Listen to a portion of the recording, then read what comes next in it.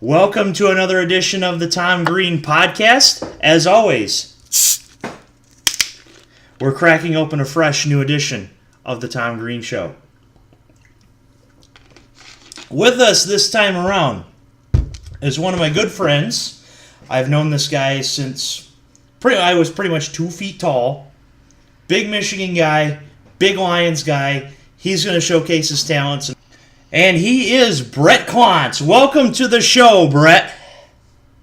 Thank you, Tom. It's an honor and it's a privilege. I'm a listener to the Tom Green Podcast, so it's a pleasure to be here and hopefully spread some knowledge. Of course. We had his brother on the show last year, Cody, for 3 or 4 episodes, and he did an electric job. So I got to bring in his brother, Bret, to bring in some good insights. So, of course, before we get started, I got to tell you, Bret, last weekend, you could say that I was kind of like this, wasn't I? And you'll listen to the clip here. Hi, Harry.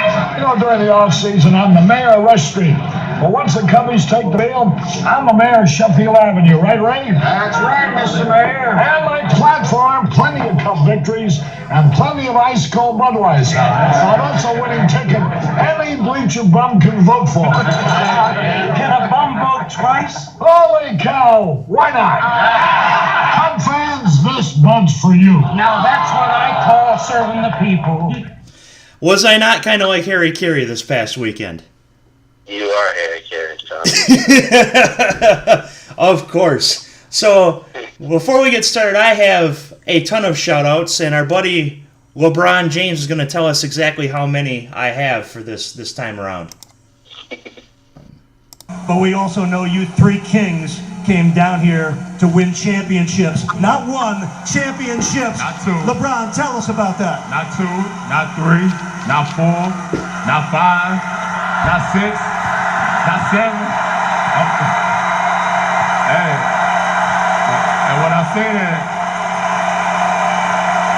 and when I say that, I really believe it.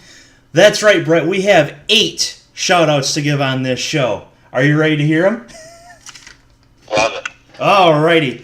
First off, I'm going to start with last Friday night. I went to Tigers-Cardinals, and I actually got to sit right behind the plate for about 5 innings, and I talked to Amy Andrews from Fox 2. Fun factoid, she worked at TV5, which is up where I'm at, based at Saginaw, Bay City, Essex, Michigan, for a few years. Back around the time when my dad was retiring from the Bay City Police Department, around 2006 to 2009. So, kind of a fun factoid there, isn't that? Small world. So, of course, a shout out to Amy Andrews, Fox 2. Hope she's doing a great job. Great to meet you, Amy. As well as a Detroit Tigers MILB writer, Emily Walden, was also with Amy that night, and I got to talk to her for a few innings as well. So that was a great experience down there in Detroit, of course, for myself. Bret's kind of jealous, isn't he? I don't know about that, Tom, but Emily, I do follow her on Twitter. She does good work with the Tigers, so it's cool to see her stuff, and of course for you to meet him in person. Of course, and of course that's not all. I went down to the Lions game Monday night, and we'll talk a little more about the Lions game in just a little bit, but I got to meet quite a few people down at the Lions game as well. Might as well start naming them. First, Dan Miller. Of course, if you've heard a Lions broadcast on the radio, you know who Dan Miller is. Touchdown, Detroit Lions! Which we didn't see a lot of that this week, did we? No, we didn't. We would have liked to see a few more. It would have been nice. Of course, hopefully Dan likes my little Dan Miller impersonation there. But Dan Miller, of course, from WJR, Fox 2, Detroit Lions Radio. As well as Lomas Brown. I actually got to meet Lomas Brown first before I met Dan Miller, because, in fact, Dan Miller took the picture of me and Lomas Brown. I had Lomas take the picture of myself and Dan, so I met them at the same time, both, of course, WJR, Fox 2. Lomas, of course, as I've talked on this program before, Lomas does a podcast with Tori Petrie called the Tori and Lomas Podcast, so take a listen to them as well. So, like I said, I have a long lineup of people I meet, don't I, Brett? Oh, you do, but hey, you gotta do it for the people. Exactly. Why I do this Why we do podcast. That's why we do it. Even more people I got to give a shout out to. Anthony Bellino at AC Bellino does the Lions pregame shows inside the stadium. So if you go to Detroit, go to a Lions game, I suggest you go early. Not only because of traffic, but because of insights from Bellino, as well as Mike O'Hara, Dan Orlovsky, Tim Twentyman, Torrey, of course, and others. Get those insights. Get to the stadium early. Save some money on parking, too. Anthony Bellino, good guy. Shout out to him. As well as, even though I just mentioned him quickly, Tim Twentyman. You got 10 questions or even 20 questions, ask it to the 20-man. Shout out to Tim Twentyman, Lions writer. Got to meet him as well, along with Bellino. So, and Brett, that's not it. I got 2 more. Keep them coming. Even more people I got to shout out. This is quite amazing. 2 more, and these 2 I've wanted to meet for a long time. One of them I've already met a few times, that I've mentioned a few times already. And I'll go ahead and mention her right now. Tori Petrie, of course. Met her again. Great personality, as I've extensively talked about on this show. But we all know that Tori's great, does a great job, does a lot of work, workhorse. It seems like she works 365 days a year, 366 every 4 years. Give her a follow, give her a shout out, tell her I sent you, even though she might get annoyed by that, but I don't care. Tori Petrie, shout out there. Brett's probably laughing in the background. Shout out. And finally, the one that I've been wanting to shout out for a long time, gave her a shout out or 2 before on shows in the past, but now I actually got to mention her in my networking thread on my Tom Green pod, Twitter, as well as all these. Laura Rutledge. Wow, I'm glad I got to meet her. She not only does she look good, of course, and I'm not going to talk about that extensively because I have a lot of professionals listening to me on this show, but she travels everywhere. I mean, one day she's on Get Up. The next day she's doing SEC Nation. The next day she's on College Game Day. The next day she's on the sidelines in college. And the next day she's up in Detroit looking at stuff for the Monday night game. And the next day she's on the sidelines doing Monday Night Football. And the next day she's doing Paul Feinbaum's show. And by the way, Laura, tell Paul I said go easy on Harbaugh, okay? But still, she's doing this day, this the next day, on the sidelines the next. And we thought Tori worked 365 days a year. Laura works 365 days a year, too. Hopefully I'll get her on the show as well. Huge shout-out to Laura Rutledge. Yeah, shout out to all the hardworking people out there. Exactly. And I'm not taking away the work that Lomas, Dan, Anthony, Twentyman, Amy, and Emily do.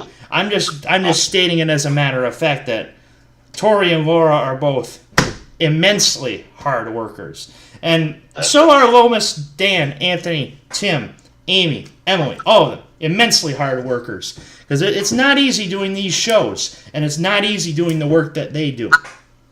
Oh yeah, and they gotta be to get to the positions that they're in. Gotta be a hard worker. Exactly.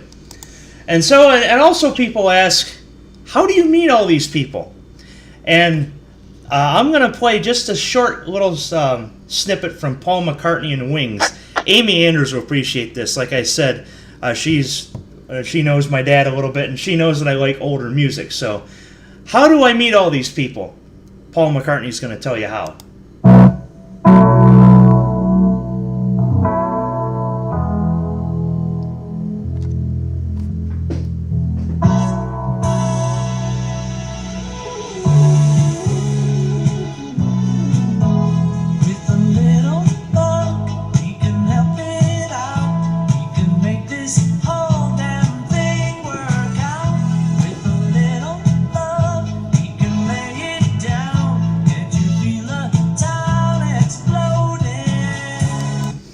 with a little luck, a little love, and a little follow from myself to all of them.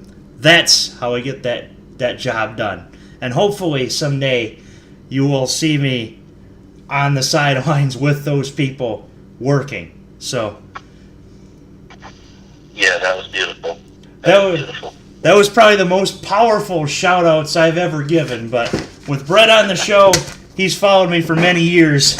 He knows that this is what I've been working on. So, we're going to hit an ad, and then we're going to get talking some Lions, and we're going to get talking some Michigan.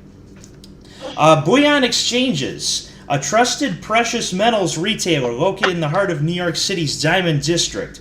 Bullion Exchanges offers a wide variety of gold, silver, platinum, and palladium coins and bars appealing to both first-time buyers and long-time collectors. So, Jeff and Brandon, I didn't forget about you. I did my 3PS Magazine ad like they want. So, let's talk some football, shall we?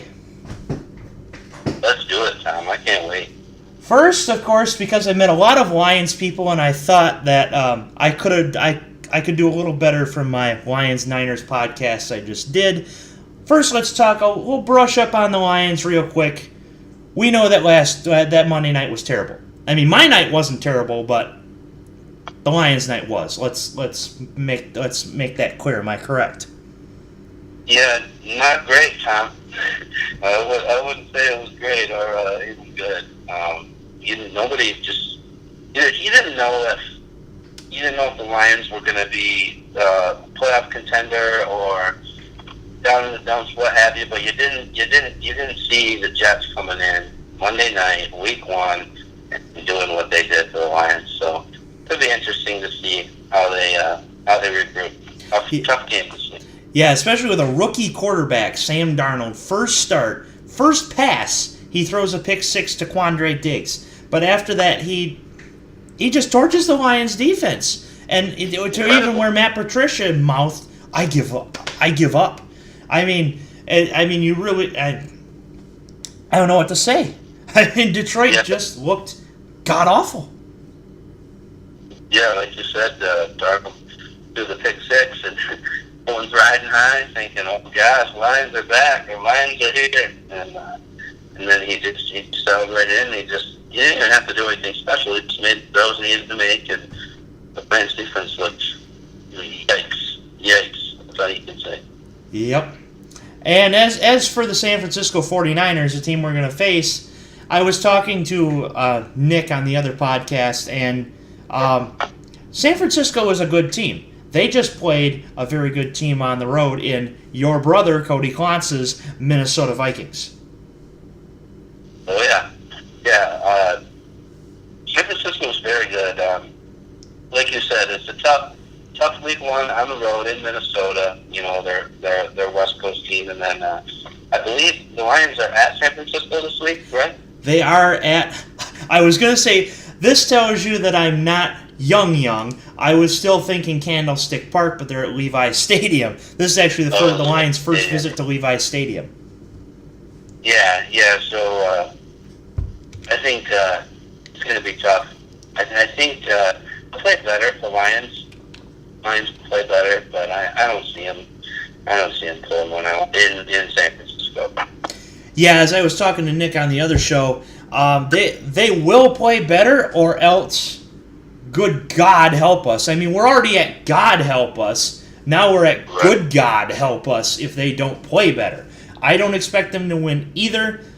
It's going to be a tough. They might be 0-4 before we get our first win. Perhaps 0-5. I hope I'm wrong. In fact, Lions people that are listening to this, help me. Prove me wrong. Tell me that.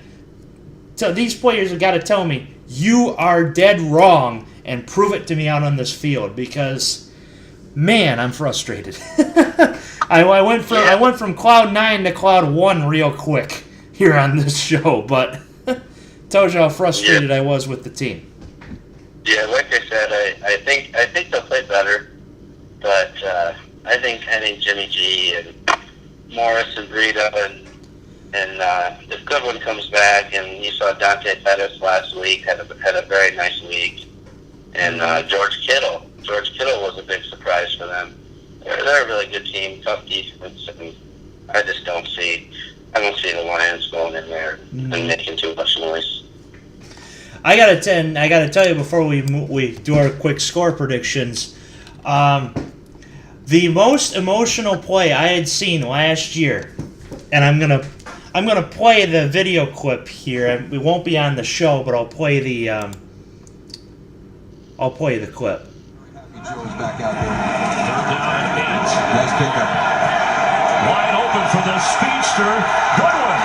And Goodwin is gone. A 49er touchdown.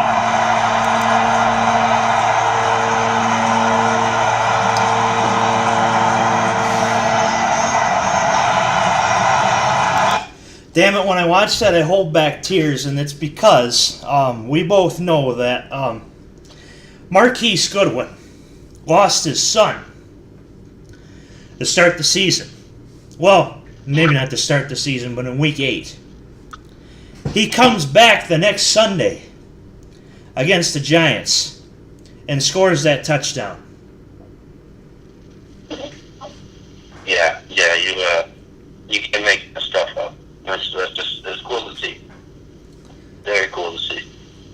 That tells you the toughness that you see in this league and, in fact, the emotions that come with it. And, geez, I hold back tears while saying that, but I also wanted to showcase that, hey, I show some emotion too, and so do these players. Score predictions. Go ahead, tell me how this game's going to go. Oh, God, like I said, I think the Lions will play better. The line is at -6 for San Francisco. San Francisco's favored by 6 points. I think they cover that easy. I'm going to say San Francisco 35, Lions 20. 35-20? Okay. 35. I'm going to say 35, yeah, 35 points. 35-20. Okay. I'm going to say San Francisco 24, Detroit 20. I think they're going to show a lot more toughness this week. I think they're going to play a lot better, but because San Francisco is just that good, I do not see them winning this game. And I've been hearing reports about the locker room not being happy with Patricia, but I say, hey, you want to win? You got to listen to this man. This man has been to multiple Super Bowls. You must listen to it. Now, of course, so has Caldwell, but that's a different story. You must listen to this man if we're going to win some ball games. He can only do so much. It's you that have to produce on that field. Yeah, I agree, Tom, and it's a little overblown how much so-called heat is on Patricia after week 1, but we'll see. We'll see what happens. You never know. Right. With that being said, we turn the heat from one coach to another, and we're both, I hope, we're both Harbaugh guys. Am I correct? Oh yeah, okay, big time. You know that's right. But yeah, we gotta get over that hump, and you know which one I'm talking about. But oh yeah, I still believe. And now we shift our focus, of course, to Michigan, and of course, last week people will say, oh, it's Western, that's what they're supposed to do. But you know what? 2 years ago, you would have really enjoyed that, Michigan critics, because Western 2 years ago was in the Cotton Bowl, and they almost beat Wisconsin. Am I right, Brett? You're absolutely right. So, with that being said, so assess us right now. I know it was, like I said, it was just Western, but how are we looking? Yeah, I think they did what they had to do against Western. You know, it was kind of what I expected. The game was over at halftime. It's just we got to put it together for a full game and against a good team. But I don't know. We'll get into it, but I'm not exactly sure that we'll see a good team this weekend. But we'll see. You never know. Exactly. Next on the docket, the Southern Methodist SMU Mustangs.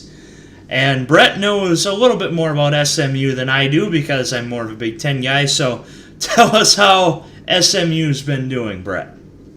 I I'm not sure of their record. I want to say they're either 1-1 or 0-2 because I watched them play TCU, and their defense actually played really well in the first half, kept them in the game, and their offense just could not move the ball at all. And I know TCU has a good defense, and I'd like to think we have a better defense than TCU. So I could see it being a little bit of a struggle for them to move the ball. They lost their 2 top receivers, which happened to be All-Americans. One of them was Cortland Sutton, 4th round pick to the Broncos, and then the other one was Mr. Irrelevant, Trey Quinn. And those 2 guys were Sutton was a Blitnikoff finalist, and like I said, they're both All-Americans. So it was a big loss for them, and I believe they lost their quarterback. So we'll see. We'll find out about them, and they're coming to the big house. So I would definitely call it an upset if they came in and shocked the world, so to speak. Especially. Now, I will make one correction. It's not on your part. It was weeks ago when I did the Michigan preview with Kevin Marshall. I had incorrectly stated that June Jones was the SMU head coach. It is now Sonny Dykes from Cal. Yep. Because I thought to myself, is June Jones still there? And then I realized after the show, oh wait, it's Cal's old coach, Sonny Dykes. So I wanted to make that correction as well. So So you kind of previewed it a little bit, but how do you think this game will go? I think it'll be similar to what we saw last week against Western. I think we'll come out, we'll be able to move the ball. Patterson. What I like about Patterson is that, well, for one, he makes throws, easy throws that we haven't seen Michigan quarterback be able to make since. I don't know, Chad Henne maybe. I was going to say Henne, yeah, under white car. Yeah, so it's cool. It's great to see that. But you'd like to see him. I don't know about this week, but you'd like to see him open the playbook a little bit. Let Shea move around. Let him run around. Because the offensive line hasn't been great, and I don't think this week will expose them. But we'll see. You never know. But I see Michigan getting out to a lead early, like I said, like last week, and they should take care of business. Yeah, and if they don't, God help us. But if they destroyed Western like they did 49-3, I don't see how they wouldn't destroy SMU as well. But I could be wrong, of course, because SMU made a bowl last year. Western did not. If that means anything, especially in this day and age of college football. So Michigan, like I said, impressed me last week. They did what they needed to do, and that's the thing that they've done very right under the Harbaugh, under Jim Harbaugh. In his tenure, yeah. Yes, in his tenure. That's what I was trying to say. Is that they see? Sometimes I get tripped up too. They've beaten the teams they have to beat. Now they need to beat the teams that we want them to beat. Now, of course, we'd like to see that, wouldn't we? SMU is a team we must beat. And my prediction is going to be Michigan 55, SMU 10. I think SMU scores a few more points than Western did, but of course we'd love to see the shutout we almost saw last week. But I'm going to say 55-10 Michigan over SMU. What is your score prediction, Brett? Yeah, I like that pick. I like that score pick, I should say. SMU, okay. SMU is 35.5-point underdog. So like I said, it'd be a pretty big upset if they came in and shocked the world. But I'm gonna say Michigan 48, SMU 6. Okay. Now last year with Cincinnati and Air Force, both teams covered. We covered this time against Western, and I think we both think that they will cover this time against SMU. As Scott Van Pelt or other people have said, good teams win, great teams cover. That's right. That SVP said it. It's got to be true. And don't forget SVP's great segment that I really haven't stayed up for much, but if I'm up, I stay up to watch it. Bad Beats. Oh my goodness! I was just gonna say Bad Beats. I don't watch as much ESPN as I used to when I was a kid. I think it kind of got watered down a little bit, but SVP is the flagship. He's the man. He's must-see TV whenever he's on. So of course. So don't forget to watch Bad Beats too. Hopefully that won't be a bad beat. That's right. So with that being said, we go to probably the most heralded segment on the Tom Green podcast, as Bret has been preparing for about 24 hours now. It's the rapid fire segment. We all know in this segment, we have games that we pick. If you have the highest winning percentage amongst all guests, you win a gift at the end of the year that will not exceed $25. As to if I have a professional that comes on the show, they can play as well. So, last week we had Jordan. We had Jordan tie the winning percentage at 750. He won 6 out of the 8 games. This week we have another 8-game slate. So if you win 7, as Alex DeWitt has on the guest edition of the Rapid Fire, you will be in the lead for the prize at the end of the season. So with that being said, are you ready for some Rapid Fire picks? I'm ready, Tom. Alrighty. First up in the college slate, LSU Auburn. Oh, this is a tough one because LSU's looked great, and Auburn's looked really good as well. Auburn's ranked higher. Auburn is favored by 9.5.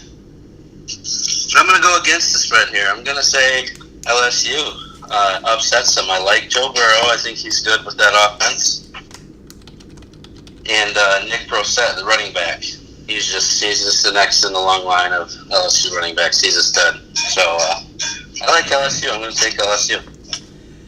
You see, in the podcast I did last night, I picked Auburn, but you know what? With this clip, I might actually change my pick. LSU and Arkansas.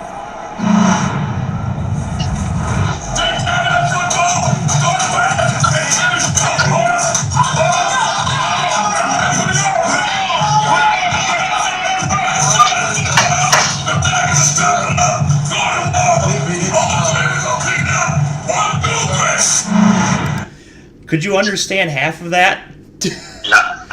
No, I don't think so, but all I have to say is go Tigers. Go Tigers. It's Eddie O. You can't understand half of what he's saying, but you love him. I'm going to go against what I picked last night. I picked Auburn last night, but you know what? Damn it, I'm going to go LSU because Eddie O. 27-24, LSU. Boise State, Oklahoma State. No, this is a game I don't know a lot about. I researched both teams a little bit. They're both 2-0. They both played 2 pretty much cupcakes. The deciding factor for me was it seems like Oklahoma State is a little bit vulnerable early in the season. It seems like they kind of come on late every year. Okay. Central Michigan beat them. Yep. 2 years ago, they had another big upset, I think, at home. So I'm going Boise here. I'm picking against the spread again, and the spread for this one's 2.5. Oklahoma State's favorite. So I'm going underdogs. Underdogs, Tommy. You're going underdogs. Now, of course, the actual rapid fire segment is just straight pick 'em, but of course the Clontzes are overachievers, and they love to go against the spread too. We gotta throw it out there for the gamblers. Exactly. For the degenerates. Especially for Chris Felica too, the Bear. There you go. In fact, short story before I picked this game. Back when I was in elementary school, I went to the Boys and Girls Club, which Boys and Girls Club is awesome. And the one of the leaders at the Boys and Girls Club, his name is Jerry Gomez. We know him as Mr. Bear. Oh yeah, Bear. And the funny story was, I went to game day at Western a couple years ago, and I got to see Chris Felica. I didn't get to actually meet him because there are too many people around.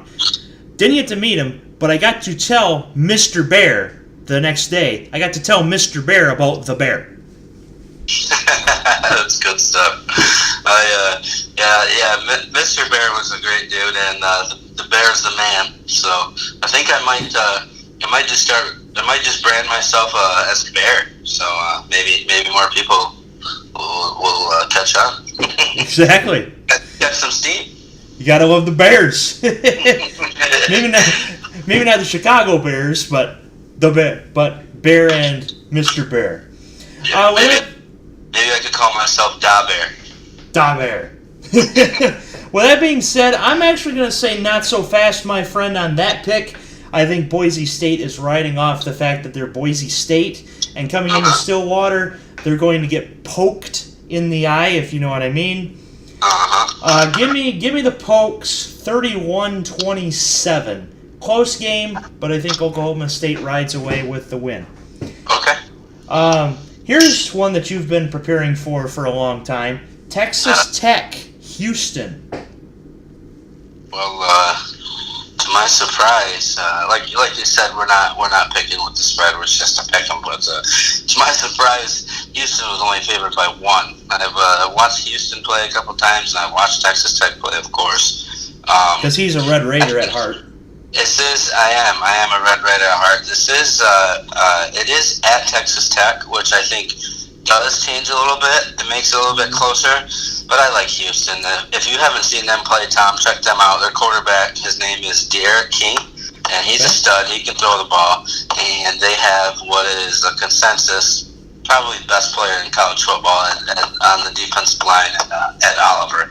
He's a stud as well. Houston's fun to watch. They're a fun team to watch, and I gotta go against my team. Gotta go against it. Can't go with my heart. Going with my head. And the one thing was, when I was at Michigan Western, I had noticed that Houston destroyed Kevin Sumlin's Arizona. Oh, they put it on. That was brutal. Another quick little story from myself and from Brett. Back in 2008, Brett and I were both in 8th grade. We went to Washington, D.C. on a D.C. tour weekend. You know that most East Coast and even West Coast people, when they're in 8th grade, they get offered a trip to D.C. if you go to school around here. What happened that weekend? And Cody seems to deny it that it happened on that weekend, but I know for a fact that it did happen that weekend because I remember, and I'll mention it now. That was when Texas Tech, Graham Harrell to Michael Crabtree, beat Texas. Oh, I remember it like it was yesterday, Tom. That was other than the Michigan basketball run in 2013, their run to the national championship. That was probably the most thrilling, most exciting moment for me as just a sports fan. You know, watching my teams. Now, if had we not been in 8th grade and our hotel room doors were taped shut, you would have probably seen myself and Brett just celebrating in the hallways of that D.C. hotel, just ecstatic. You're right about that, Tom. I think the story goes Cody threw his phone out into the road, and we never saw it again. With that being said, I'm actually going to go not so fast on this one, too. I like Texas Tech. Big, what is defense, 12? Something's telling me Tech's going to win this game. Because Cliff Kingsbury's holding on to his job by the hair of his chinny chin. And this is the game where he says, I'm here to stay, Texas Tech. Texas Tech 51, Houston 48. Well, I hope you're right, Tom. Game-winning field goal at the end. Unlike the Mike Leach, they scored a touchdown at the end of that game, even though they only needed a field goal. This time they'll only score a field goal to end it. But in retrospect, it don't matter. Yeah, I could see him pulling it out. Like I said, I watched them both. I like Houston too much to pick Tech in this game, but Jones will be rocking, that's for sure. Gotcha. So and our last college game, we shift the focus to your brother Cody. USC, Texas. I like this. I like USC to get back on track here. Surprisingly, I think he might hit me with another not so fast, but Texas favored by 3. I think USC is going to beat them outright. I think it's going to be a close, competitive game. I think this one might be the closest of all the games that we picked so far, and surprisingly also, and it might come down to who gets the ball last. And I think JT Daniels, USC freshman quarterback, I think he has a coming out party. We'll see. Okay. This will surprise you. Great pick. Oh, it does surprise me. Texas looked good last year against USC, but they have not impressed me so far, especially losing to a Maryland team that's pretty much lost its identity. Give me USC on the road, 31-20.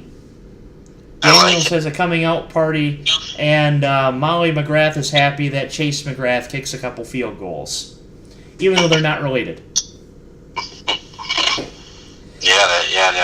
I like that pick, Tom. I just see USC getting back on track this week, and I think this will be a good way to do it on the road. Mm-hmm. So that being said, we move on to the NFL slate. Thursday night, kind of a clunker, but maybe not. Baltimore-Cincinnati. Well, for a Thursday night game, it's not the worst. It's not the Bills and the Jets. It's not the Titans and the Jags. It's a decent game. Baltimore last week, everyone knows they played Buffalo. I don't think Buffalo is going to give anybody they play too much resistance this year. I think they're going to be one of, if not the worst teams in the league. But Baltimore did look good. Where's this game at, Tom? Cincinnati. It is in Cincinnati. Okay. That almost changed it for me, but I'm gonna stick with my gut. I'm gonna go Baltimore. Like you said, like you alluded to earlier, Michael Crabtree. And that's my guy. I think he's gonna have a touchdown grab, maybe two. We'll see. He's the crab, baby. He's the crab. I gotta say, great pick on that one. Cincinnati. All I have to say about them is Andy Dalton, not a 1 o'clock game. Andy Dalton in non-1 o'clock games has looked awful. Yeah, Andy Dalton, I would say he doesn't look great more times than he looks great. They would have to play the Super Bowl at 1 o'clock Eastern for Andy Dalton to have a chance to win the Super Bowl. I'm serious, too. Andy Dalton has stunk in non-1 o'clock games. Unfortunately, guess what? When did Detroit play Cincinnati? On Christmas Eve at 1 o'clock. Surprise. Surprise, surprise. Give me the Ravens. Give me another Harbaugh team. 31-15. Yeah, Tom, and that one really is a pick-em because it's Cincinnati is favored by 1. So basically, it's a toss-up. Mm-hmm. I think if the game was in Baltimore would be favored by 1. Yeah, definitely. Let's go to the AFC South. Houston, Tennessee. Yeah, I like, again, another team get back on track. I like Houston to get back on track. Watson didn't look great, but week 1 in New England, tough environment, always a tough place to play week 1. And Tennessee didn't look great. Mariota hurt. I don't know. I haven't seen if he's playing or not. But even if he was, I'm going Houston.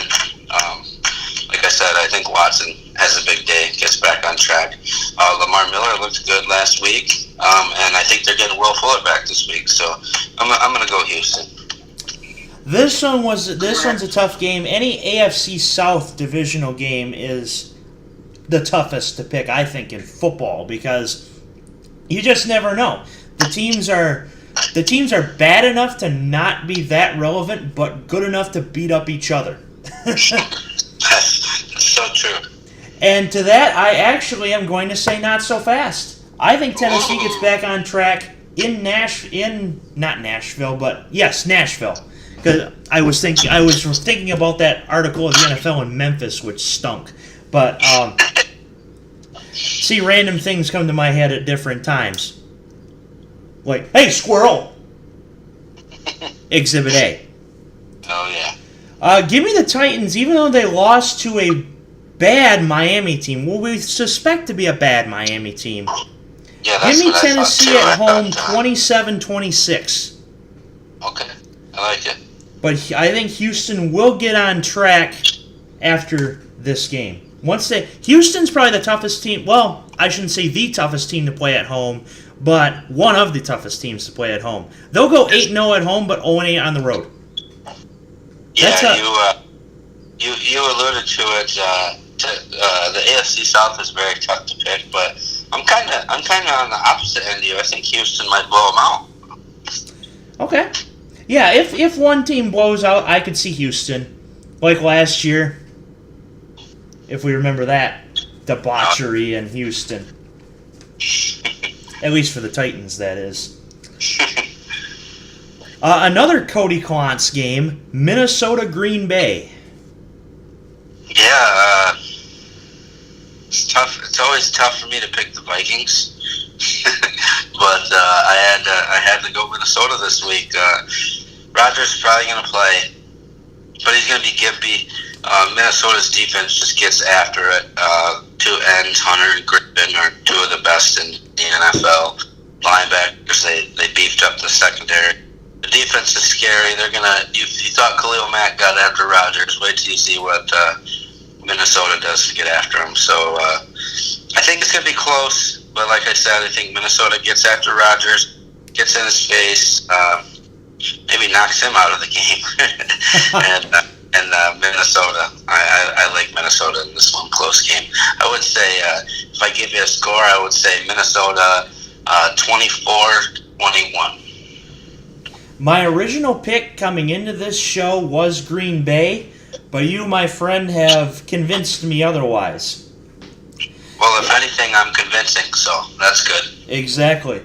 Like you said, if what Khalil Mack did to the Packers O-line, just watch out what the Minnesota Vikings defensive line will do to that offensive line. And Rodgers, oh boy, you did a comeback. Of course, I almost threw my remote at my television after that happened, but that's me just about every time Rodgers does that, which you can tell I'm kind of petty about that, but you know what? It's what it is. Give me Minnesota 27, Green Bay 20. Kirk Cousins to Stephon Diggs in the end zone. A Green Bay / Minnesota miracle. He does a Lambeau leap. He falls into the stands, but you know what? He's got pads on, so he gets up right away and dances. And that's how Minnesota wins this game. Yeah, and if Rodgers, I think he's playing. I'm assuming he's playing, but I doubt he's going to be able. If he's really hurt, I doubt he's going to be able to move around like normal. So I like the Minnesota defense, like I said, to get after him, pressure, and they're gonna hit him. So we'll see. Mm-hmm. And our final rapid fire game in this segment: New England, Jacksonville. Yeah, I like the Jags. I'm not saying I'm picking them, but I like the Jags this year. Again, tough defense. Going to keep them in every game, it seems like, much like Minnesota, much like Philly, much like it seems like the Rams. Those teams and those defenses just going to keep you in games. But I like New England to get revenge. I shouldn't say get revenge, but I was going to say Jacksonville get revenge, but I like New England to take care of business again, I should say, and get the job done. Tommy Brady, Gronkowski. How about Tom Brady? He's still got it, throwing it to Gronkowski and Philip Dorsett and all these different guys, and he just makes it so easy. So I can't pick against the GOAT. If I'm 41 years old and throwing passes to one of the best tight ends in the league and having a supermodel as my wife, I'd be very, very happy. Which half of that is actually possible, but who knows? We'll leave it to the crowd to debate which half is actually possible. But with that being said, I'm actually going to say not so fast, and it's because it's in Jacksonville. I like it. Jacksonville almost beat New England at New England last year to almost go to the Super Bowl. We all know how much almost counts in the NFL. I like Jacksonville to get revenge. Shout out to Tyler Jacobs. Jags defense! Drafted it for me as a joke in the Recliner League last year. Guess what? I ran with it. Joke's on you. Jacksonville 27, New England 20. New England is searching for answers after this week, and everybody thinks, is Tom Brady done? Is Tom Brady done? But we all know what happens after that. They'll win like 10 straight. I like it. I could see it going either way. Like you said, it's in Jacksonville, so I could see it going either way. But it's just too hard for me to pick against the Patriots. When in doubt, don't pick against the Patriots. That's a good strategy, especially in this day. Now, in the 90s, I would have said you're nuts, but today, that's a great strategy. Right, and one more thing I will say is, Sure. I'm looking at the slate right now. It's a tough slate of games to pick. So, not an excuse, guy, but there's an asterisk if I don't take first place. Of course, as well as the other guests that have asterisks on their names for not being in first. So that being said, that is our rapid fire segment, and of course, the one thing I always ask every guest, Brett, do you have anything else to add to this wonderful Tom Green podcast? No, I don't, Tom. It was nothing really else to add. It was just a pleasure to be on, and I thank you for having me on. And You bet. hopefully, in the future, we could do it again. It'd be great. I had a blast. Oh, definitely. Perhaps. It's always great talking sports, and it's always great talking sports with the man. So. Exactly. And perhaps maybe for a show we'll have to get both you and Cody on. That'll be a hoot. I don't know about that, Tom. Might be good for your ratings, though. Exactly. Kind of like Stephen A. and Skip, which I also got to say, Skip's nuts, but First Take is not the same without him. No, definitely not. And of course, without Kerry Champion either. We got to have Kerry back on there. No offense to Kieran, but it's got to be Kerry, Skip, and Stephen A. Yeah, that was one of a kind, that's for sure. Throwing it back to our high school days. He is Bret Clontz. This has been a wonderful Tom Green podcast, and hopefully I've gained a lot more professional people with this show, with all the shout-outs that I had. So thanks, everyone, for listening to the Tom Green podcast. We'll see you next week. Michigan, Nebraska, Lions, Patriots.